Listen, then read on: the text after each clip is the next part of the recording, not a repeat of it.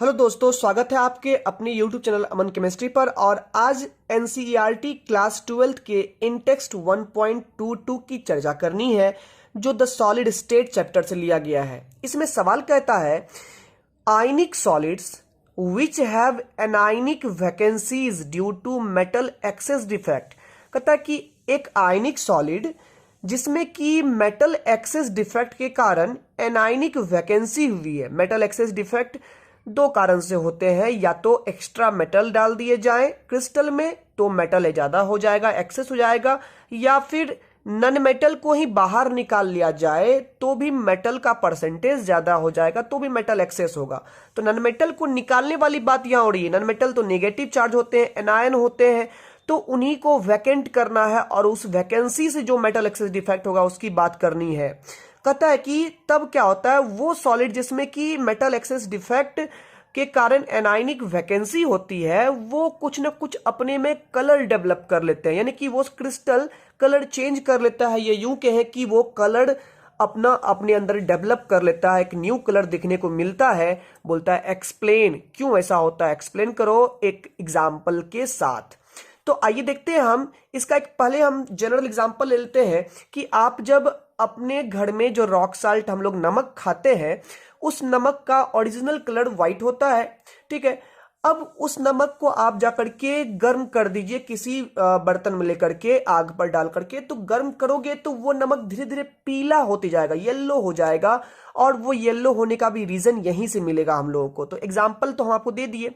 होता क्या है, मान लो कि यहां पर सोडियम क्लोराइड का एक क्रिस्टल लेते हैं। सोडियम आयन यहां पर है, ये क्लोराइड आयन है।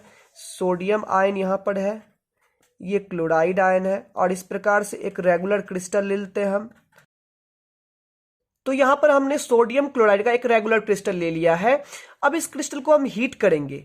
हीट करने से क्या होता है, जो यहां पर क्लोराइड आयन होते हैं, ये क्लोराइड आयन अपने प्लेस पर से ये वैकेंट हो जाते हैं। ये प्लेस पर से वैकेंट कैसे होता है, तो ये क्लोराइड आयन अपने इलेक्ट्रॉन को लूज करके क्लोरीन मॉलिक्यूल बन करके ये निकल जाते हैं बाहर। Cl2 के फॉर्म में ये गैस बन करके ये उड़ जाता है, और उनके प्लेस पर ये इलेक्ट्रॉन ये रह जाता है। और इलेक्ट्रॉन के रहने का रीजन यही है कि अगर ये इलेक्ट्रॉन भी निकल जाएगा तो इस क्रिस्टल की इलेक्ट्रिकल न्यूट्रलिटी मेंटेन्ड नहीं रहेगी, मतलब कि यहां पर पॉजिटिव चार्ज बढ़ जाएगा।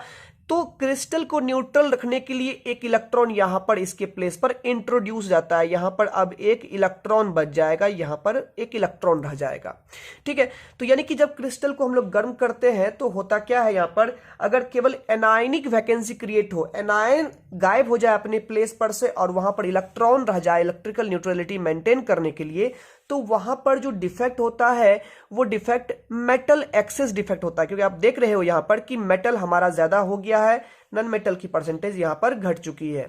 ठीक है, नन मेटल हम निकाल ले या मेटल बढ़ा दे तो मेटल एक्सेस होता है। तो ये हमारा एग्जांपल है एनायनिक वैकेंसी। यही पॉइंट हमारा कहलाएगा, यही पॉइंट हमारा हो गया एनायनिक वैकेंसी। ठीक है, इसी पॉइंट को हम लोग एनायनिक वैकेंसी कहेंगे। और यहीं से क्या हुआ है, यहीं पर एक इलेक्ट्रॉन जनरेट हुआ है। अब ये इलेक्ट्रॉन क्या करता है, तो जैसे सनलाइट है, ये इलेक्ट्रॉन करेगा क्या, पहले ये क्रिस्टल मान लीजिए इस पर सन का रेज पड़ रहा था, तो सन का रेज जब इस पर पड़ रहा था तो ये सभी रंगों को ये रिफ्लेक्ट कर रहा था, बराबर रूप से ये सभी रंगों को रिफ्लेक्ट कर रहा था, जिसके कारण से ये क्रिस्टल व्हाइट कलर का दिख रहा था। लेकिन अब ये इलेक्ट्रॉन क्या करता है, इनकी आती हुई फ्रीक्वेंसीज को, फोटॉन्स की जितनी भी फ्रीक्वेंसीज यहां पर पड़ रहे हैं, इनमें से कुछ फ्रीक्वेंसीज को ये क्या करता है, एब्जॉर्ब कर लेता है और कुछ फ्रीक्वेंसी को रिफ्लेक्ट करता है। तो प्यारे बच्चों, जितनी फ्रीक्वेंसी को एब्जॉर्ब कर लेता है ये इलेक्ट्रॉन, उतनी फ्रीक्वेंसी वाली लाइट हमें नहीं दिखाई देती है। बस जिनको ये रिफ्लेक्ट करता है केवल वही लाइट हमें दिखती है। तो ये सोडियम क्लोराइड में क्या होता है, येलो कलर वाली फ्रीक्वेंसी को बस ये रिफ्लेक्ट करता है, बाद बाकी सभी को ये एब्जॉर्ब कर लेता है। इसलिए सोडियम क्लोराइड गर्म होने के बाद येलो कलर की दिखाई देती है। तो यहां तक समझ में आ गया। अब चलिए इसको हम लोग लैंग्वेज में लिखते हैं। तो यहां पर क्या लिखेंगे, आंसर लिखेंगे हम लोग इसका metal excess defect, metal excess defect due to anionic vacancy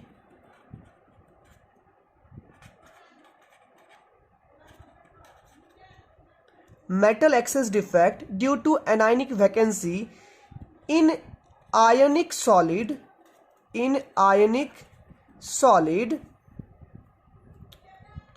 leads to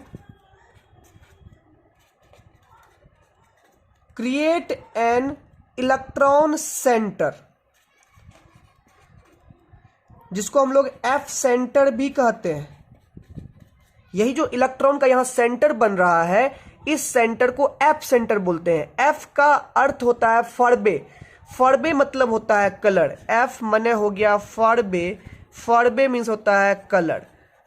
तो ये इलेक्ट्रॉन ही रिस्पॉन्सिबल है इस पूरे सॉलिड में कलर को डेवलप करने के लिए, इसलिए इसको कलर सेंटर या एफ सेंटर नाम दिया गया है। ठीक है, ड्यू टू विच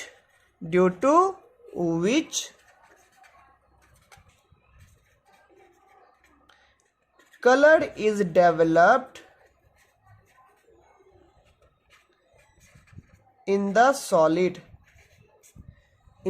जैसे कि एग्जांपल ले लिए कि NaCl में क्या होता है, ये कलर व्हाइट से येलो हो जाता है। NaCl में ये कलर व्हाइट से येलो हो जाता है। तो आपको ये समझ में आ गया। तो इसमें होता क्या है, जितने भी आयनिक सॉलिड होते हैं, अगर उसमें एनायनिक वैकेंसी कारण से मेटल एक्सेस डिफेक्ट हो रहे हैं, तो एनायन के वैकेंट होने के बाद उनकी जगह पर एक इलेक्ट्रॉन आता है, और यही इलेक्ट्रॉन क्या करते हैं, तो उस क्रिस्टल में आते हुए सन के रेज के कुछ फ्रीक्वेंसीज को वो एब्जॉर्ब कर लेते हैं और दूसरी फ्रीक्वेंसीज को रिफ्लेक्ट करते हैं। तो जिनको रिफ्लेक्ट करते हैं वो क्रिस्टल उसी कलर को शो करने लग जाता है। ठीक है, तो यही हर एक क्रिस्टल में अलग अलग ढंग का होता है। तो NaCl में व्हाइट से येलो होता है। उसी इलेक्ट्रॉन के सेंटर को प्यारे बच्चों एफ सेंटर बोलते हैं।